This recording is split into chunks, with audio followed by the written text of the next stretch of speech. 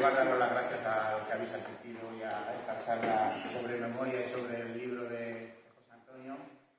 Dar las gracias a nuestra bibliotecaria Ángela, a la encargada del Centro Recepcionista Félix, que también es muy eficiente, a nuestro concejal de Cultura, a la Asociación Manuel Azaña, su presidente Isabel Herreros y amigo mío, puedo decirlo con honra, y a José Antonio por estar este ratito aquí con nosotros y charlar de este tema, que es un tema muy en el candelero ahora mismo. Transmitiros el pesar de Jesús de no poder estar hoy aquí, pero por temas de agenda no puede estar, no podía llegar a esta hora. Y nada más, pues sin más preámbulo, bueno, decir que vamos a hablar, no sé si alguno ya os habéis leído el libro de José Antonio, vamos a hablar de un episodio de nuestra memoria, de nuestra historia reciente, uno de los más negros, la batalla del Ebro, una batalla muy cruenta, se perdieron muchas vidas, mucho material humano, mucho futuro de nuestro país en esa batalla. Creo que fue una batalla en la que perdimos todos, aunque sí hubo un ganador bélico que fue el que ganó, pero perdimos todos. Y nada, pues ya paso la palabra a Isabel que hable y que presente a José Antonio. Buenas tardes, queridos amigos. La verdad que es un privilegio estar aquí esta tarde por muchas razones, por el afecto que voy teniendo a Tembleque y a gentes, y siempre que voy teniendo amigos, y luego por la importancia del libro que presentamos y de su autor. Seguramente promocionando estos días esta presentación del libro de La Caja Azul, que es una novela que se podría encuadrar como novela histórica, al leer el apellido de José Antonio Ponseti, pues más de uno pues habrá tecleado por ahí a ver, porque en fin, suena en particular a los que en fin, somos aficionados a la radio, ¿no? A escuchar la radio.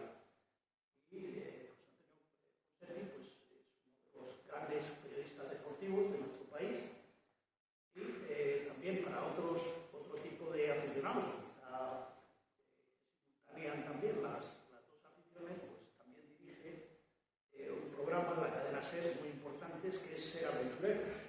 Esto es para madrugadores, es un programa de semana y que nos traslada pues a un punto de no solamente de aventuras sino de viaje, porque por encima de todo yo creo que es un gran viajero. Pues por tradición, ¿no? de esos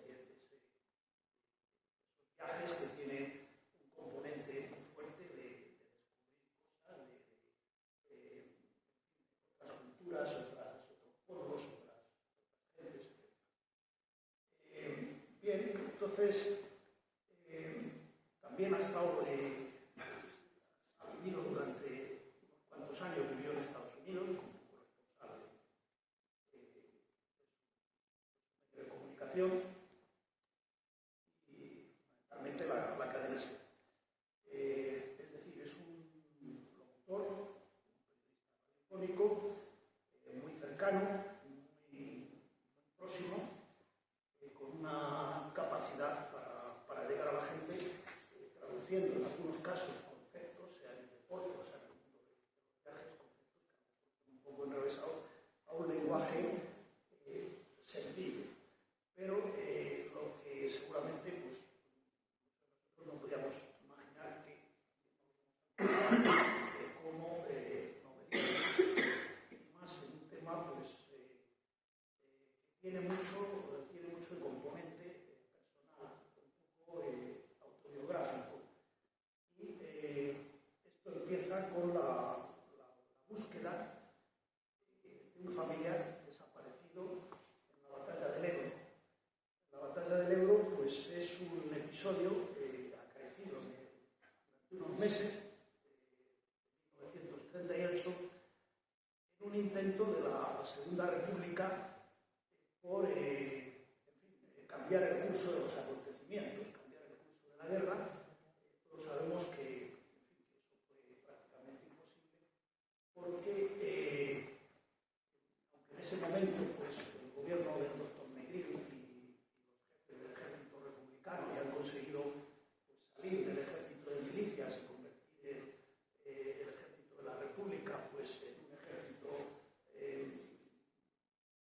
competente, un ejército profesionalizado, en fin, pero siempre en la batalla del Ebro y en todos los ámbitos de nuestra guerra, la desproporción era tremenda. En algunos casos, en lo que era aviación, pues igual era de 1 a 10, a favor de los sublevados, de los franquistas, y en otros ámbitos, pues, en cuanto a la capacidad también de incorporar contingentes de soldados, pues la capacidad que tenía los franquistas pues, era infinita, no solamente por la ayuda italiana, tropas fue la más numerosa, sino también contingentes de marroquíes, de portugueses, que cada vez se iba haciendo más difícil para la República el tener, incorporar quintas o incorporar soldados. De manera que hubo ese intento que efectivamente se perdieron las cifras, son, a día de hoy no hay cifras definitivas, pero estamos hablando de unas cifras de muchos miles de soldados que mueren de ambos lados, ¿no? Entonces, bien, entramos en nuestro José Antonio Ponseti, pues es licenciado en Ciencias de la Información por la Universidad Autónoma de Barcelona y ha estudiado también Comunicación en la Universidad de San Francisco. Su trayectoria como periodista, pues yo creo que es sobradamente conocida, no solamente en España, sino fuera de España, como decía. Bueno, y luego, pues en medios de prensa escrita, pues también ha colaborado o ha trabajado en medios como La Vanguardia, hoy, el diario AS, el Mundo Deportivo. Una trayectoria pues, bastante sólida y variada. Entonces, ¿por qué ha participado también en algunos libros como 100 historias, 100 charlas? Pero y en 2019 pues su primera novela, Vuelo 19, está basada en la desaparición de 5 aviones militares en el Triángulo de las Bermudas en 1945. En La Caja Azul, que es la Caja Azul, es una novela, pero que está basada en hechos reales. Es una narración donde, por una parte, está la búsqueda de ese familiar.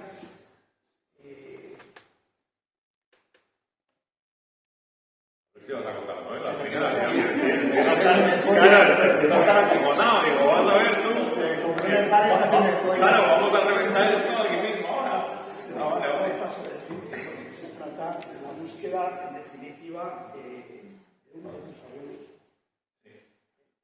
Antonio Zabala, pues ya, perteneció al batallón 904 de la 226 Brigada Mixta. Y bueno, pues en esa búsqueda, pues se ha pateado durante el periodo de elaboración de la novela, pues diversos archivos. El Centro Documental de la Memoria de Salamanca, en fin, los archivos militar de Ávila, en fin, todos los centros archivísticos donde pudiera existir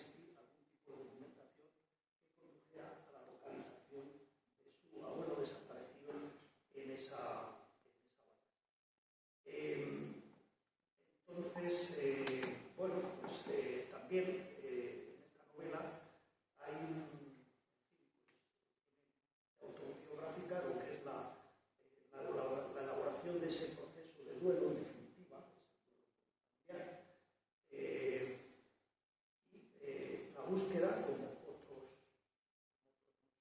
viven la búsqueda del cierre de la seguridad. No se cierra hasta que no hay una resolución de esa desaparición, en el caso de que han muerto en la búsqueda de respuestas. Como muchísimos casos que hemos conocido, aunque puede haber algo inevitablemente de dolor al tratarse de una cuestión familiar en la producción de esta novela, pero lo que no hay nada de rencor. Por otra parte, que también hemos conocido aquí en México, han sufrido en sus carnes esa presión. De manera que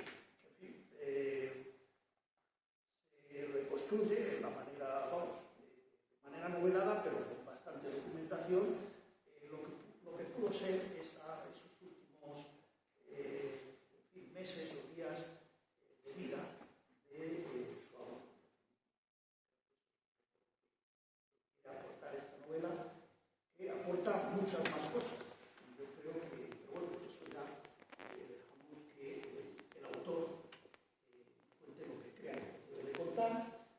Y bueno, pues en cualquier caso, pues sí que invito a leer una novela que está hecha por alguien con capacidad para transmitir. Es un gran comunicador y desde esa capacidad yo creo que ha hecho una gran novela que tiene ese componente emotivo, si queremos, pero que tiene toda una trama que va a ir atrapando. Como quieras. Ha estado en la línea roja. ¿Qué tal estáis? Buenas tardes. Muchas gracias a vosotras y a vosotros por acercaros hoy a compartir conmigo este ratito de la Caja Azul. Gracias también a vosotros en esta presentación, a Tembleque por el cariño y por invitarme hoy a este espacio tan maravilloso que desconocía, que no conocía y que me parece un sitio absolutamente alucinante. Os he venido a hablar de un pedacito de historia de mi familia. En la presentación estaba contando cómo hay un momento en mi vida que llego a los libros a escribir y fue casualidad, porque realmente el vuelo 19 había escrito un guión para un podcast. Ese guión coincidió que lo leyó una persona importante dentro de la editorial de Penguin Random House, que alucinó con lo que leyó y terminaron llamándome. Es muy divertida esa llamada porque yo pensaba que eran unos amigos gastándome una broma. Entonces me llama un tío de una editorial, me dice: mira, José Antonio Porchetti, te llamo de la editorial de Penguin Random House, del sello Suma. Y yo: ah, sí, qué bien, ¿no? ¿Y qué quieres? Y era él. Y no, porque hemos leído tu guión del vuelo 19 y dije: me la están clavando, pero ahora mismo y tal. Y le vacilé todo lo que pude hasta que el pobre señor desesperado me dijo: no, te prometo que te estoy llamando a una editorial. Bueno, total, que para haceros el cuento corto, terminé en la editorial donde realmente estaban fascinados. Yo les fui muy sincero, les dije: nunca he escrito una novela, he escrito guiones, he escrito artículos, pero nunca he escrito una novela. Y me dijeron: ¿por qué no te animas? Y a ver qué. Les llevé los primeros capítulos y alucinaron tanto que me dijeron: no, que queremos saber cómo acaba esta historia. El caso del vuelo 19 es una historia real de la desaparición de esos aviones que supuestamente se dijo que habían sido en el Triángulo de las Bermudas, cosa que le convenía muy bien al ejército americano, pero yo empecé la historia al revés de los americanos. Empecé por un telegrama de uno de los desaparecidos que se lo mandó a su hermano días después de desaparecer, que le dijo: te está informando mal sobre mí, estoy muy vivo, y firmó como le llamaba la madre de pequeño. Entonces yo me quedé tan fascinado con esa historia y dije: coño, pues aquí no vivo. O sea, llevan estos tíos, los americanos, diciéndonos que han desaparecido toda esta gente desde hace años y hay alguien vivo. Reconstruí toda esa historia, tuve acceso que eso fue otra parte. Y os estoy contando esto porque tiene que ver con la caja azul. Tuve acceso a todos los archivos del ejército norteamericano, porque sabéis que los van descalificando, los abren al público a partir de unos 50 años aproximadamente, y a través de esos documentos yo reconstruyo la historia de los 5 aviones. Realmente desaparecieron 6, de los 6 aviones que desaparecieron, y cuento la historia al revés. Hace nada, os hablo de hace unos meses, me quedé boquiabierto porque en D-Max, en un documental, se habían basado en mi investigación para hacer el documental los americanos, y dije, coño, pues igual no estaba tan equivocado, igual iba por el buen camino. Ahí os lo dejo. ¿Por qué tiene que ver con la caja azul? Porque fue como una especie de preparación para saber cómo buscar en los archivos y saber qué tenía que buscar. Os cuento el principio y quiero que veáis 2 minutos de un vídeo y luego os cuento más. La historia, para quien no lo sepa, empieza con mi madre muriendo de cáncer. Pocos días antes de morir, me da la caja azul. Es una caja en donde guardaban todas las cartas del frente de mi abuelo, de un frente que yo no sabía que existía. Creo que en casa nunca se había hablado de que el abuelo había tenido que ir a la guerra y que había desaparecido en combate en la batalla del Ebro, y unas cartas que eran como una especie de tesoro, pero a la vez era como una caja de dolor escondida en un cajón. Era como, en la familia era como algo muy tremendo, por lo que descubrí después. En aquel momento yo, insisto, vivía en el absoluto desconocimiento de todo eso. La caja azul la abro tiempo después de morir mi madre. Para mí fue los padres también lo entenderéis, o no, quiero decir que todo el mundo encaja estas desapariciones a su manera. Para mí fue muy duro. A mi madre obviamente estaba muy unido a ella, y a mi padre también, porque mi padre muere poco después, ¿no? Y estando yo en Estados Unidos, empiezo el camino de la caja azul, que jamás estaba previsto para que fuera una novela. Yo realmente escribo esta historia para la familia. Yo realmente escribo la caja azul para que la lean mis primos, el resto de la gente que quizá podía haber conocido al abuelo Antonio y que había podido conocer todo eso. Pero el mismo editor del vuelo 19, que yo le dejé leer la caja azul, le dije, mira, he escrito esto para la familia, a ver qué te parece y tal, pues tengo una relación de amistad tremenda. Se llevó un disgusto cuando la leyó y se quedó tan emocionado y jodido que dijo, yo quiero publicar esto. Yo le dije, me puede interesar mi familia, ¿sabes? Esa cosa que nunca sale. Me dice, es que hay muchas familias realmente, como la tuya.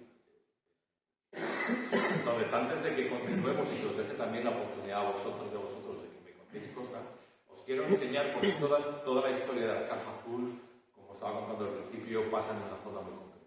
Nos vamos a ir a Fayón Mequinenza, es la parte por norte de la batalla del Ebro. Ahí cruzó la 42 División. Su objetivo claro y conciso era tomar Fayón, porque realmente ellos estaban haciendo una parte de la estrategia de distracción de esa batalla.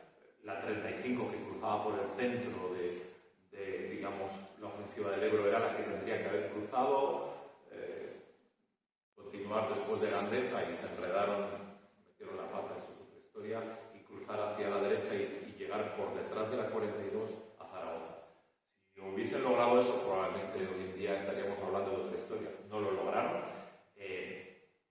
La gente de Fayón, que es un pueblecito de 300 habitantes, un puñado de gentes, durante años se dedicaron a recoger todo lo que encontraron de la batalla del Ebro sobre el terreno, porque Franco, terminada la guerra, declara toda esa zona como una zona en donde no iban a entrar, y eso significaba que no iban a recoger bombas, ni minas, ni muertos, ni material, ni nada. Los que vivían en esa zona, que era básicamente la gente de Fayón y Mequinenza, se exponían a vivir lo que fuera, pero que no iban a tener ayuda.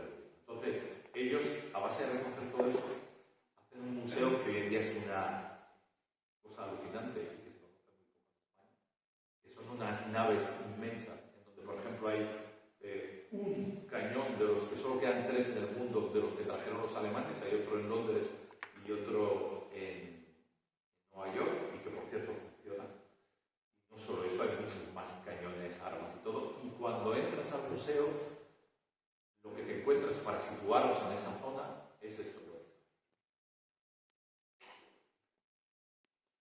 a ver. Bueno, os he querido enseñar esto porque esto, aunque os parezca increíble, lo hacen todos los años. Eso que veis es la representación que hacen 300 personas todos los años en Fayón para recordar lo que fue ese paso en concreto del Ebro. Yo desconocía que existía esto. Yo cuando empiezo a investigar sabía lo que era la batalla del Ebro, pero poco más. En el camino me he encontrado con la agradable sorpresa de que la batalla del Ebro, para muchos historiadores, tanto nacionales como internacionales, fue la primera gran batalla de la Segunda Guerra Mundial por la cantidad de nacionalidades distintas que había en esa batalla. A día de hoy, por fin se han roto las cifras que decía Franco oficialmente, entre 30 y 40.000 muertos, y se considera que hubo probablemente por encima de los 100.000 muertos en esa batalla. Una barbaridad. Lo miremos por parte de los dos bandos, no por un bando y por otro. Y la caja azul es un trocito de esa batalla de Ebro, un trocito muy pequeño, en donde es la historia de Antonio Zavala, de mi abuelo, que lo vine a buscar un día a casa. Era de las levas de los mayores, hubo las levas del biberón y la de los mayores. Les pasaron a buscar por casa y le dijeron mañana vas al frente, y al día siguiente se fue al frente. Mi abuelo era un tipo muy preparado, era un hombre muy instruido, muy leído, y por eso solo caer en la unidad que cae le hacen maestro y le ponen a enseñar a los soldados. Alguna imagen que veíamos en esta representación, que yo creo que en Fayón alguien ha tenido el cariño de poner ahí a alguien simulando a mi abuelo, y mi abuelo tuvo otro problema, un problema que no era un problema, pero que le marcó la vida. Y es que, no sé muy bien por qué, pero era un tirador excelente. Y eso le condena a que no pueda librarse de estar el día de cruzar el Ebro con las tropas de adelante, y no solo en eso, él es de los primeros 20 en cruzar, cuando él estaba intentando no tener que cruzar el Ebro, y se convierte en un protagonista más de toda esa historia. La caja azul realmente para nosotros, para mí, para mi familia, ha sido me atrevería a decir un punto y aparte de capítulo. No sé si hemos cerrado, pero sí que hemos llegado a un punto en donde teníamos que parar, ¿no? Porque realmente las 4 mujeres más potentes de mi casa, que sin ninguna duda fueron mi abuela, mi tía abuela Teresa, mi bisabuela Francesca y mi madre. Lo que pasa es que mi madre era una niña, pensad que cuando mi abuelo va al frente, mi madre tiene 6 años, por tanto tiene un recuerdo y un amor por su padre absoluto. Una niña de 6 años a su padre lo ve como un dios. Y acababa de perder a su hermanito, a mi tío, que se llamaba José Antonio, por eso yo llevo el nombre de José Antonio, que con 3 años, por un mal diagnóstico médico, y tiene unas fiebres, y en vez de darle un antibiótico no se lo dan, y muere. Entonces en 4 meses mi madre pierde a su hermano y a su padre. Pero claro, mi abuela, es que no me lo puedo ni imaginar, yo no conocía a mi abuela. Pierde a su marido y a su hijo. Y se queda embarazada la noche antes de irse. Porque la noche antes de irse mi abuelo al frente, se queda embarazada. Con lo cual, y ella no lo sabe y nunca se lo transmite a mi abuelo. Con lo cual, imaginaros esa situación familiar. Pues como la de miles de familias, pero claro, era una situación familiar tremenda. Y en el momento en que desaparece mi abuelo en combate, hay una segunda parte, y es esa búsqueda incansable por parte realmente de las 3, porque realmente fue mi abuela, mi tía abuela y mi bisabuela las que buscaban, porque mi madre seguía siendo una niña, pero que luego hereda mi madre, ¿no? Porque luego para mi sorpresa, esa búsqueda no para al cabo de 3, 4, 5 años en donde toman conciencia, porque al principio piensan que puede estar herido, que puede haber perdido la memoria, que puede haber huido, que 1000 cosas, pero todas las 1000 cosas siempre son en torno a al mismo punto, ¿no? La caja azul, al final, lo que consigue mi abuelo, que es escribir y mandar cartas todos los días, es hacerme vivir de primera mano una batalla que, insisto, en mi casa no se había nunca. Es más, mi abuela embarazada da luz a una niña, y esa niña, que es mi tía abuela, mi tía, perdón, que a día de hoy, que yo tengo un lío aquí de familia y ahora, que a día de hoy vive, nunca hemos hablado de ella. Ni hoy. O sea, que hay un libro publicado. Esto no se habla. No se habla ni se hablará. En cambio, sí que es cierto que con una parte de la familia, con los chavales más jóvenes y tal, ha sido un descubrimiento para ellos. Un descubrimiento de todo. De la batalla, de la guerra civil, de que habíamos estado en esas y de lo que había pasado. Y es la otra cara de la moneda.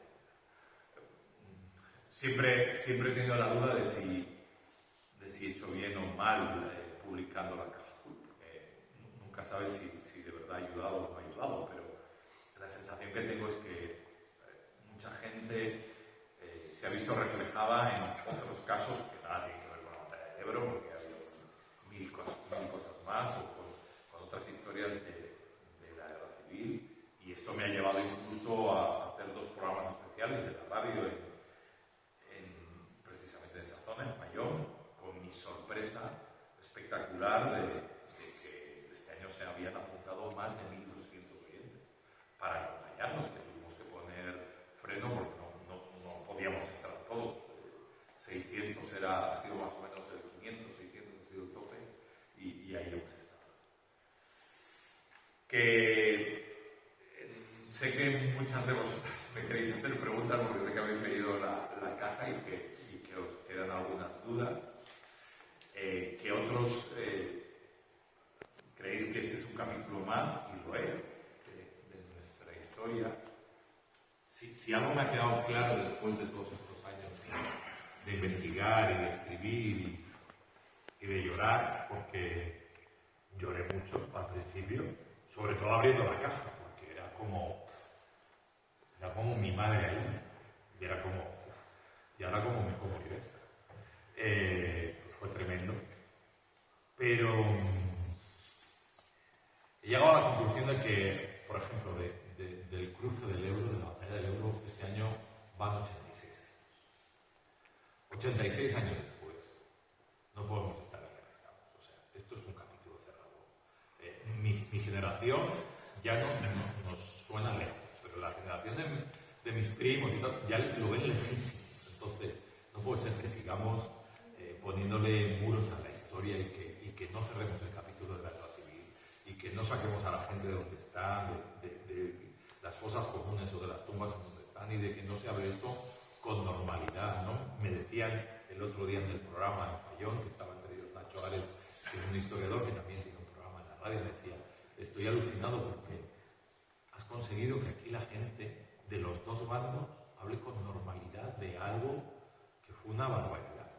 Digo, ya, pero fue una barbaridad hace 86 años. O sea, yo no puedo ver, mis ojos no son los mismos con los que miró mi abuela esa situación. Entiendo que mi abuela, que no lo sé, mirara esa situación con rencor. Entiendo que no perdonara, pero entiendo que nosotros estamos en otra. Entiendo que si en Euskadi han sido capaces, en algunos casos, en muchos, de perdonar algo que ha pasado hace 4 días, que es el terrorismo de ETA, en algunos casos, ¿cómo nosotros 86 años después no vamos a estar a vueltas con la perdiz mareada no, porque es que un bando, los sublevados o los nacionales o tal, los otros, los republicanos, no sé qué, yo creo que eso no nos suma, nos resta. Yo creo que mi familia pasó una época de mucha mucha pena y mucho dolor durante muchísimos años. Que mi abuela se murió con eso. Que mi bisabuela, que era también una mujer absolutamente de otra raza, vivió y murió con eso. Y que mi madre se lo llevó a la tumba. Es que mi madre, días antes de morir, estaba con esta historia. Es que imaginaros la situación. Es que mi madre jamás no fue capaz de pasar página y de entender que su padre se había ido. Yo creo que esa parte la llevó fatal. Y la llevó fatal en muchos de sus días de su vida. Yo entendí muchas cosas de mi madre a través de las cartas de la Caja Azul. Y eso en mi caso me emociona y me reconforta, pero también me he intentado meter en su piel en aquellos años y yo creo que es imposible, porque yo creo que lo que ellos sintieron no eres capaz de asimilar toda esa cantidad de barbaridades. Y luego vivir en la posguerra buscando a alguien del bando perdedor, o sea, que esta parte también tendríamos para 3 cosas. Esto es un poco la Caja Azul. Os reto a que me preguntéis lo que queráis, que si os animáis a decirme cosas o si queréis que os cuente más cosas, tampoco os quiero estripar. No sé si todos habéis leído el libro, pero quien lo haya hecho, si quiere saber algo más, no me importa contároslo y no sé, y responder a las dudas que si tenéis dudas. Vosotros me diréis, estoy en vuestras manos. Si estáis buscando papeles, me asusto. No, porque he visto ahí que está bastante. Entiendo en los momentos, sobre todo los momentos inmediatos, a que él aparece como desaparecido en combate. Claro, en el momento que a él le dan por desaparecido en combate, que como cuento, no solo él, es que hay miles de desaparecidos. Cuando yo encuentro, quiero recordar que era de La Vanguardia, esa nota que publica mi bisabuelo, porque es otra de las partes que yo hablo menos de él, pero mi bisabuelo claramente murió de pena por haber perdido a su hijo y a su nieto, pero sobre todo por su hijo. Y publica el anuncio, que por cierto lo tengo físicamente, lo tengo y está en la caja, buscando a Antonio Zavala, desapareció en combate, etcétera. Me doy cuenta que eso es una locura. Yo decido empezar a buscarme, ¿cómo os diría yo?, pistas cortas. Yo convierto mi habitación en una especie de CSI Miami y empiezo a ir montando fotografías, porque incluso yo me cuesta al principio entender quién son mi familia, porque hay nombres que yo no conocía, que no sabía por parte de los padres de mi abuela, por ejemplo, que son mis bisabuelos también, pero que han tenido menos presencia en casa. Entonces monto todo eso. Yo entiendo que mi familia en esos primeros momentos llegan a las instituciones oficiales, llegan a ir a lo más cercano, a todo lo que hay, pero es que en ese instante, si estamos hablando, como dicen ahora, que no es oficial, pero se está hablando de 100.000 muertos, es una borrada de una magnitud tal que esta cantidad de familias afectadas, intentando buscar ahí, porque de estos 100.000 muertos hay miles de desaparecidos, o sea, probablemente la mayoría están desaparecidos. ¿Por qué? Porque nadie les recogía en el frente. Es que esa imagen de los camilleros llevándose a gente, los camilleros iban caminando, o sea, no había ambulancia físicamente, había 2 o 3, o sea, era todo un despropósito. Entonces, yo entiendo que llegan hasta ese punto. Mi abuela cuenta una historia muy brutal, que la he querido sumar al libro, de una chica recién casada que su chico se va, lo mandan al frente, al Ebro, y que desaparece. Ella se queda tan porque mi abuela pretendía hacer lo mismo, pero afortunadamente mi familia no le deja porque estaba embarazada. Esa chica decide cruzar el Ebro, terminada la batalla dura 100 días, decide cruzar el Ebro y buscar al muerto. Por compañeros de él saben más o menos dónde podría haber caído, pero imaginaros eso, imaginaros una chica joven cruza el Ebro y tienes que empezar a mirar muertos. O sea, todo el que vayas a pedir un papel, no, es que le vas dando la vuelta al muerto de turno para ver si es tu chico. O sea, es que ya solo la escena me parece descomunal. Lo encuentra a saber en qué estado estaba, de descomposición me refiero, porque pensad que estamos en pleno calor, fue uno de los veranos más calurosos de aquellos años, o sea, todo es antes. Y esa mujer vuelve a casa y no salió nunca más de su casa, nunca más. Se encerró y ya está, murió. Entonces, eso te da un poco esa mirada de la desesperación que debía ser en aquellos días tratar de encontrar a los tuyos, ¿no? y de sacarles de ahí, porque yo creo, y lo cuento en el libro, yo creo que lo peor que te puede pasar es no saber. Porque si tienes al muerto, lo tienes muerto, es una desgracia, lo tienes muerto enterrado, y si quieres vas y le pones unas flores o le hablas de cómo te día con tu hija, no sé. Pero si no sabes, siempre durante meses y años jugaban con la esperanza de que podía haber pasado cualquier cosa. Insisto, es que llega un momento en que se plantean que puede haber perdido la memoria y que pueda estar viviendo en Francia. Era impensable que eso podría haber pasado, ¿no? O sea, se agarraban a su puesto. A todos, o sea, se agarraban a todos. Y yo creo que esa es la parte peor, ¿no? La que te, emocionalmente, la que te hace más mella y la que te lleva, y la que se te lleva por delante. Entonces, esa es la parte a la que llegamos. A partir de ahí yo me encuentro una segunda parte. Y la segunda parte es que mi abuela llega un momento que dice, o lo doy por muerto, o no tengo dinero. Y tengo 2 hijas para mantener. Y tengo que salir adelante. Y entonces, los primeros papeles, documentos que a mí me llegan a Estados Unidos, porque yo empiezo todo esto en Estados Unidos, son del archivo de Salamanca. Y para mi sorpresa, son todo el proceso que ha tenido que hacer mi abuela para intentar que lo declaren como muerto y para que ella sea viuda de él. Ese es el primer paso. A partir de ahí, y gracias a las cartas, decido ir a buscar a su unidad, a los de la 904, dentro de la 226 Brigada Mixta. Los de la 904 de la 4, pues eran una banda de tíos interesantísimos, porque había mucho veterano, gente que había estado en y luego estaban los nuevos, ¿no? Era una mezcla francamente curiosa. Y es la historia de una de las unidades de élite, porque sin ellos saberlo, realmente eran una unidad de élite. Y son los primeros en cruzar y toman un montón de prisioneros en las primeras horas y de ahí se van hacia los Alps, que era un punto clave, una montaña clave que estaba tomada por la Legión, y son capaces de tomar y de echar a la Legión retrocede y se va hacia el cruce de Gilabert, que era el segundo punto que tenían que tomar, pero ahí ya se complica la cosa, porque las primeras horas, la entrada de la 42 División y de la 226 Brigada Mixta es tremendamente exitosa, tremendamente exitosa.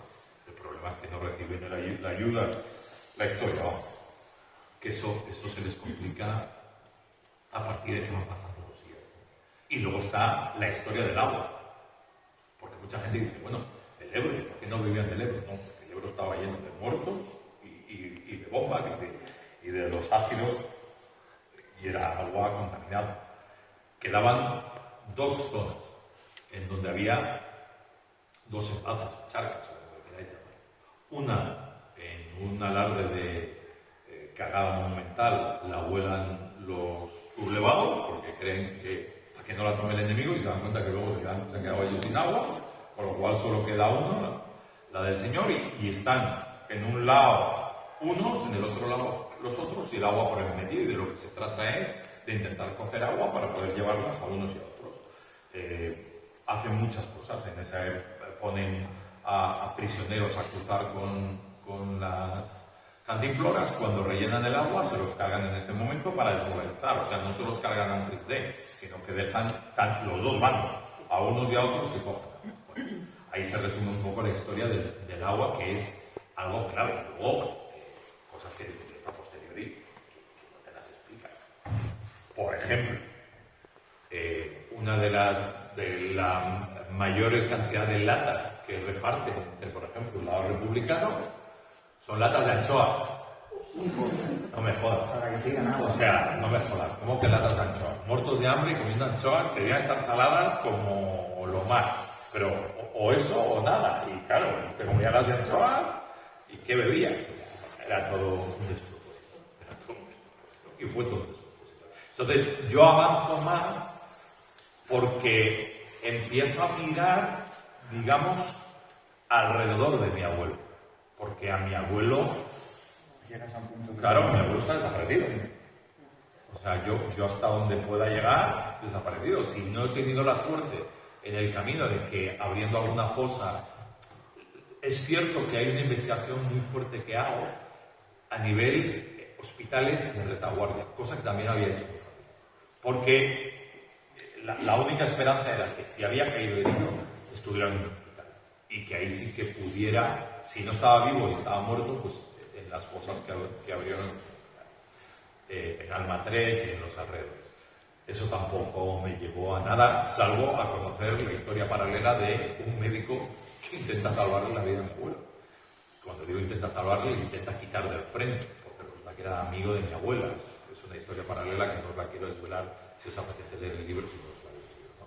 Pero es una historia espectacular porque es un tipo que sobrevive a la guerra civil y que gracias a él existen las transfusiones de sangre. O sea, es algo tan alucinante la historia paralela de este señor que él por sí mismo tendría un documental, una película y probablemente un libro, ¿no? Pero porque fue el primero que tuvo la capacidad de darse cuenta de que si con el tema de las transfusiones de sangre y de llevar sangre al frente podía salvar la vida de soldados, ¿no? Él es el que durante la Segunda Guerra Mundial, porque sale vivo, ayuda a los ingleses, sobre todo los británicos, precisamente con todo lo que aprende durante la Guerra Civil Española.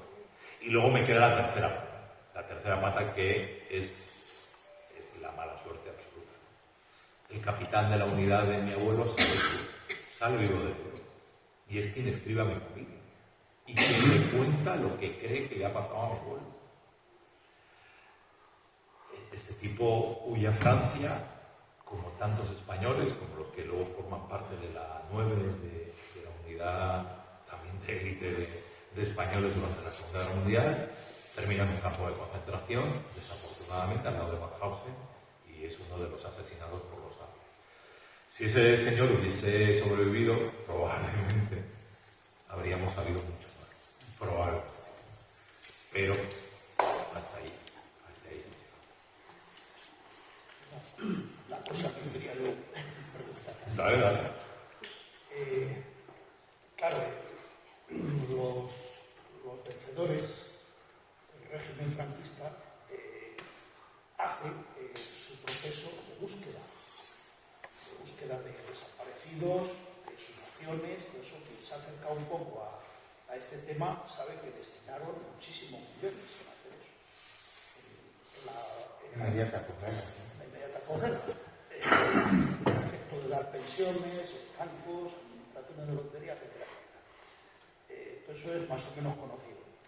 En el ámbito republicano, en muchos casos, yo no sé en el caso de tu abuelo, pero en muchos miles y miles de casos, no es hasta 1980 cuando hay ya en vigor una ley de detenciones hecha por el gobierno de Suárez, que la gente empieza para pedir esa pensión, primero tienen que acreditar que ha muerto. ¿Y cómo lo acreditan? Pues hay miles y miles que estaban, como el caso de mi abuelo, desaparecidos. Y hay una documentación que se va generando que sería muy interesante que se agrupase, porque ahí es una fuente Mira, fundamental. te contaré. Hay un protagonista al final de mi libro del todo, que se llama Rosendo Peregó, que se llamaba. Era el padre de alguien que es como una hermana para mí, Olga, mi vecina, porque nos criamos juntos, y su padre estuvo en Ebro y sobrevivió a Ebro, y fue oficial de la República, y él contaba, porque yo creo que es mi primer contacto, y así lo cuento en el libro, con esa batalla, él contaba que cuando se retira, debía ser de los últimos en cruzar de vuelta, pilla a dos amigos suyos heridos en un lado del río y los cruza al otro lado. Y cuando llega al otro lado, los dos amigos están muertos. Y entonces él empieza a ir para atrás y decide que ya no tiene ningún sentido y que la guerra ha terminado. Esconde documentación y pistola y todo en un pueblecito en Pirineos, y ahí se queda. La historia de él es que sobrevive y que tiene una hija encantadora, y que yo de niño con él hablábamos de cosas, y una de las cosas es esa. Bueno, he sido incapaz de encontrar un documento y una línea, cosa que él tuvo que acreditar efectivamente en el 80, que había estado en el Ebro, que había luchado, que era teniente de la República. Dos compañeros suyos que sí que sobrevivieron acreditaron que él era todo eso, pero no hay ni un papel, nada, porque debía ser de los que nombraron sobre el campo de batalla Y no quedó constancia por el no queda sobre la marcha. Claro. Se hace un nombramiento así. Y ya está, y chao. Entonces, no hay nada. Entonces, recuerdo hablar con Olga y decirle, joder, qué pena que no haya encontrado nada de tu padre, porque me apetecía saber incluso en qué unidad estaba, porque no lo sé, es que no lo he encontrado. Yo creo que hay más documentos que no conocemos que de los que Probablemente. que los que hay en la luz ahora mismo, los que han Es que salido. lo que decía, a mí me pilla ese periodo de funcionario de justicia. Y entonces, para acreditar la muerte, en el caso de viudas, que quedaban muchísimas en esa época, para acreditar la muerte, claro, lo primero, pues habían escrito al registro civil de la mortal. Y entonces se hace la inscripción a partir de un expediente de jurisdicción voluntaria que se llama, hecho en un juzgado, donde van a declarar los testigos. Entonces, en los pueblos, ¿qué es lo que se hacía? Los juzgados del pueblo, en esa época. Pues señora, que vengan los de la quinta. Claro. Que vengan los... Y normalmente sabían, pues sí, me consta. Sí. Bueno, lo firmó usted aquí y tal, pues sí, me consta que estaba en tal brigada mixta y nos vinieron a decir que había muerto. Se acreditaron miles y miles de... Yo ahora buscando información con el tema este que hemos llevado de la exhumación, han aparecido esos tipos de papeles que tú dices. Van dos vecinos del pueblo que han sido compañeros en batalla o que se despidieron de él cuando salió del pueblo y acreditan que fulanito tal fue a la batalla tal y que ya no volvió y que uno que estaba con él vino diciendo que lo habían matado allí. Y con eso ya hacían la defunción, escribían la defunción fuera del plazo que se llama. El problema con mi abuelo, por ejemplo, que lo cuento también, es que cuando uno de sus compañeros que sale vivo y termina en un batallón de trabajos forzados le cuenta a mi abuela, porque es mi abuela quien le dice, oye, que mi marido me dice que está desaparecido en combate, él se sorprende y le dice, joder, pero si yo cené la última noche, según lo que tú me estás contando, cené la última noche con él y sé que tenía que ir a por agua y tal, y no sé qué, pero no le vi más, es cierto, los siguientes días no le vi más, pero es que supuestamente esta persona a los 2 días cae prisionero de la legión. Entonces, claro, yo me he encontrado con muchas cosas muy complicadas. Lo otro que me ha ayudado, o sea, para mí una de las claves es la carta del capitán que le escribe a mi bisabuelo diciéndole, oye, pasó esto, y creo que pasó esto, pero con esa, para entender un poco también lo que pasaba en esos días mi familia, con esa carta llegan un montón de cartas retornadas que le habían estado escribiendo esos días mis familiares para ver qué pasaba con él, ¿no? La realidad es que realmente esto ha marcado, en mi caso, ha marcado a los míos durante un montón de años. Y se nos ha llevado a la tumba. ¿A dónde se supone que fue a coger agua?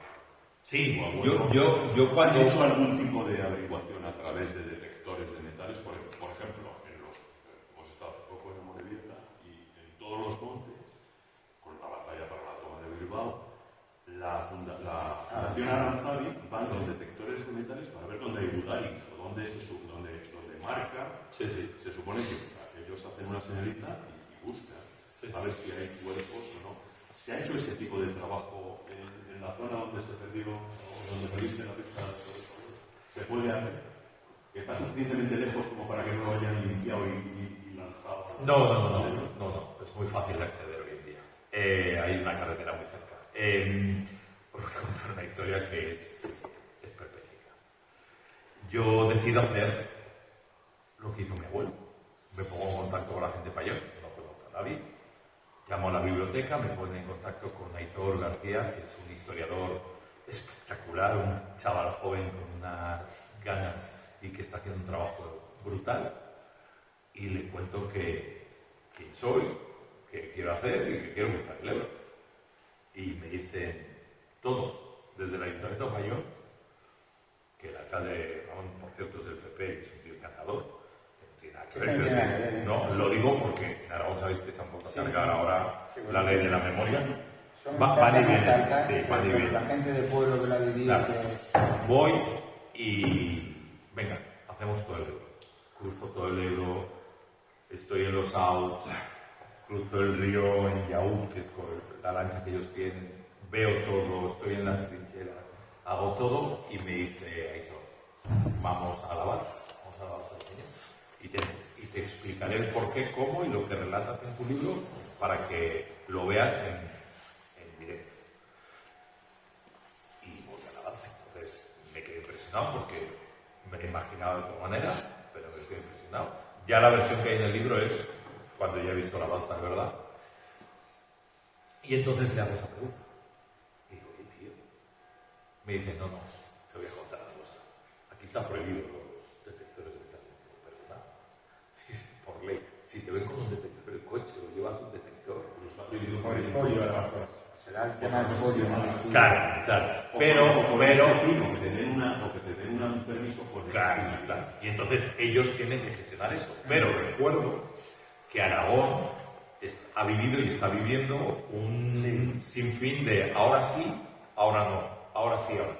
Entonces en los ahora sí aprovechaban y en los ahora no les dan permiso. Pero la otra parte que es espectacular, claro, ellos encuentran restos humanos.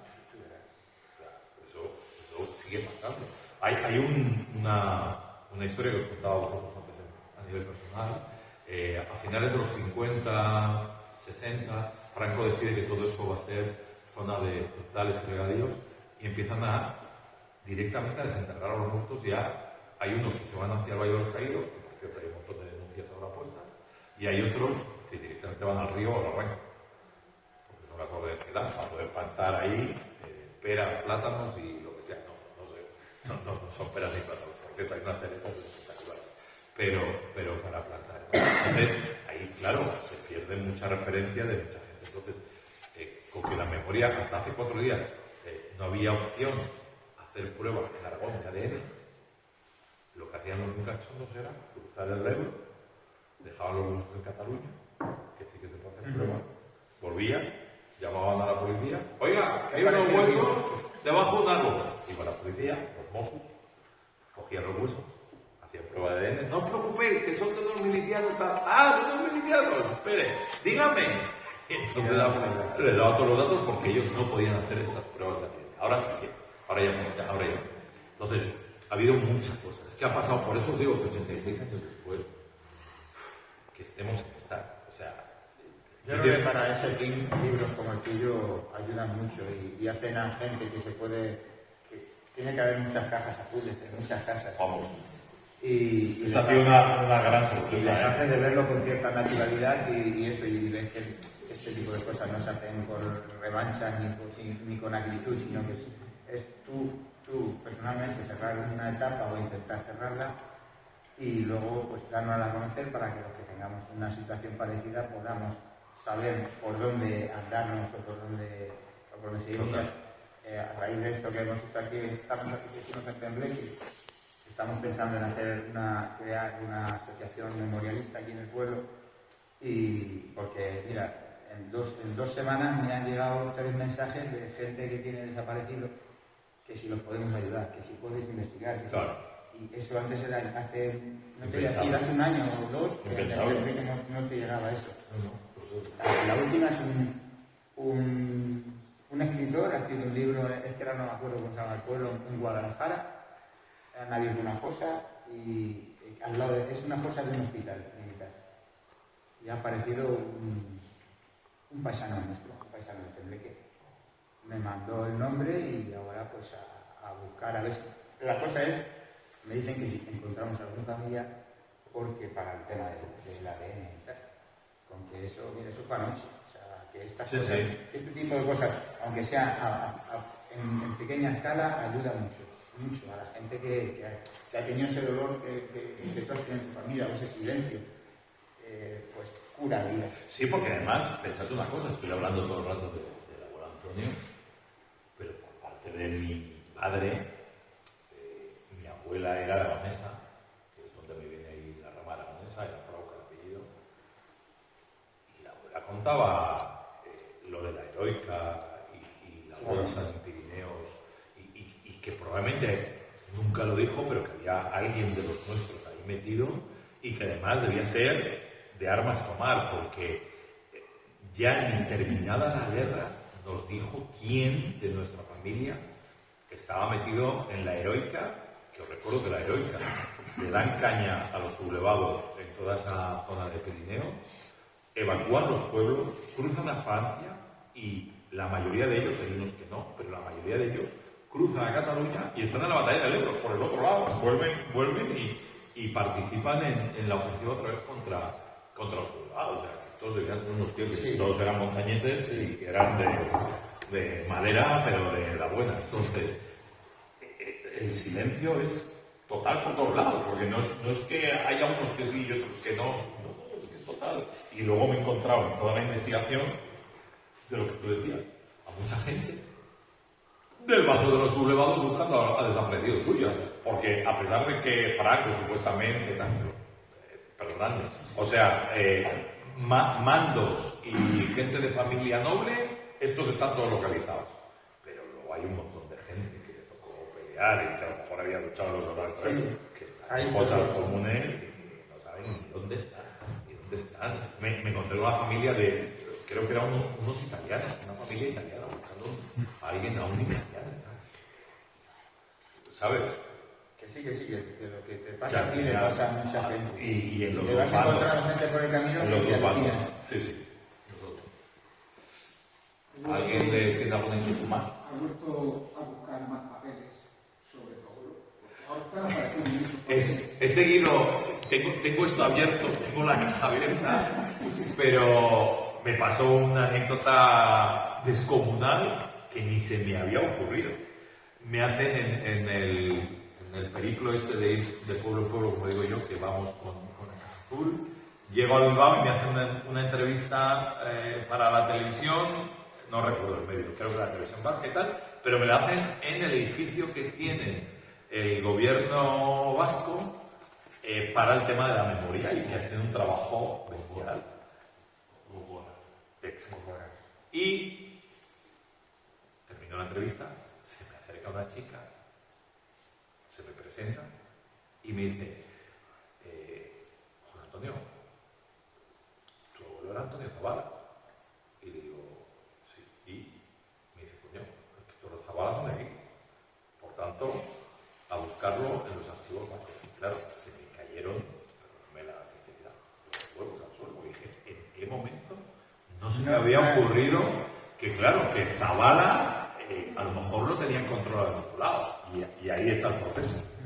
Y ahí está el proceso. Y hace poco me dijeron, no recuerdo el nombre, que todos los Zavala son de un pueblo, además, cerca de San Sebastián. Y que son todos de ahí, cerca de Donosti. Y dije, pues nada, a ver si por el otro camino me voy a llevar una sorpresa. Entonces, no sé, yo sinceramente creo que con la Caja Azul el camino está hecho y que es muy difícil encontrar físicamente los restos de mi abuelo. Me da la sensación. Mi abuelo lo debían recoger probablemente como recogieron a tantos miles y tantas abuelas. Pero ya te digo que como esto Sí, sí. está en continuo movimiento, cualquier día te aparece un papel. Por eso la caja está que abierta. todos los que recogieron aquí los trasladaron a... Bueno, pues ya sabes si Está en el está en el valle. Valle de los Caídos, claro. Está en el valle. Que tendría un final la cosa tremenda. Sí, Tú te has hecho la prueba de ADN por si acaso, ¿no? Sí. La tienes. Con lo cual, si mato a alguien ahora, voy Sales de la base de datos. pillo. No me puedo convertir en serie ni cargarme en área. Hay días que en la radio te juro que hay días que matarías. Pero estoy fichado. Estoy fichado. Con lo cual es complicado.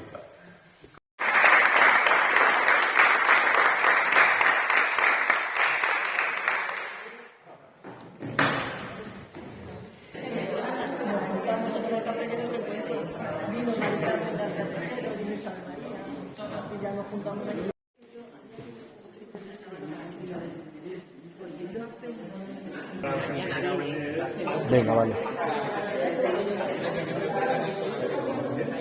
Isabel o Maribel. No, lo que tú me digas. Maribel. Pero es Maribel. Sí. ¿Y eso?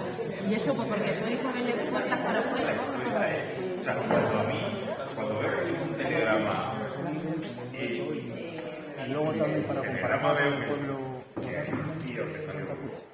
y yo les escribo a la Marina de los Estados Unidos, les digo, estimados señores, estoy buscando información sobre el vuelo 19 de la fecha del 5 de diciembre del 45, a nombre de... A la biblioteca, a lo que quiera leer o lo que...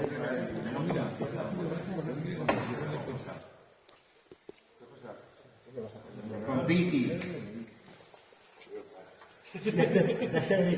Ya le dije, yo digo, es que tu hermoso no es más capacitado para este tema.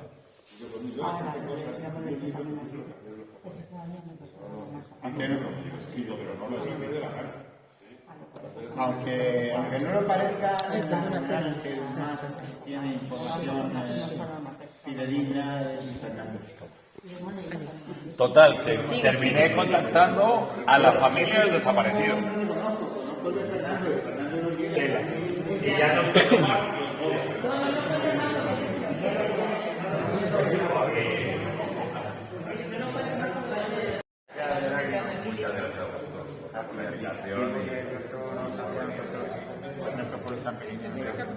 Bueno, que me ha hecho ilusión porque me han conocido a ellos, que me ha encantado, y porque todo el mundo me decía, la plaza, y yo, coño, la plaza